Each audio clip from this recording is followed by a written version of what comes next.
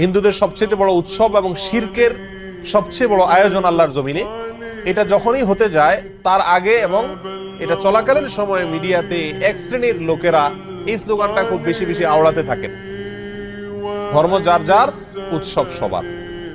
বড় আশ্চর্য লাগে, বিষয়টা যখন ধর্মীয় তাহলে এটার ব্যাখ্যা দিবে তো ধর্মীয় ব্যক্তিবর্গরা, কিন্তু ধর্মীয় বিষয়ে ব্যাখ্যা দিতে আসছেন রাজনীতিকরা, ধর্মীয় বিষয়ে ব্যাখ্যা দিতে আসছেন বুদ্ধিজীবীরা, যাদের ধর্ম সম্পর্কে কোনো ধারণাই নাই।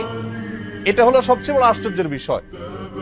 একজন মুসলিমের জন্য হিন্দুদের দুর্গাপূজাতে কোনোভাবে অংশগ্রহণ করা জায়েজ কিনা, অনুমোদিত কিনা, এ বিষয়টি তো সিদ্ধান্ত দিবে ধর্ম বিশেষজ্ঞগণ, উলামা একরাম, কারণ বিষয়টা ধর্মীয়।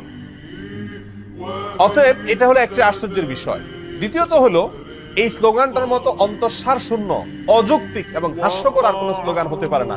এই স্লোগান যদি যৌক্তিক হতো, এটার যদি অন্তঃসার থাকতো, তাহলে তো এই স্লোগান মুসলমানদের ঈদের সময়, উৎসবের সময়ও আসতো, বলা হতো, হিন্দুদেরকে আহ্বান করা হতো, তোমরাও আসো, দোনো ঈদে অংশগ্রহণ করো। অথচ তখন এটা করা হয় না। তাহলে বোঝা গেল উদ্দেশ্যমূলক ভাবে শুধু মুসলমানদের ঈমান ধ্বংস করার জন্য এই ষড়যন্ত্রমূলক স্লোগানটি বাজারে চাউর করে রাখা হয়েছে।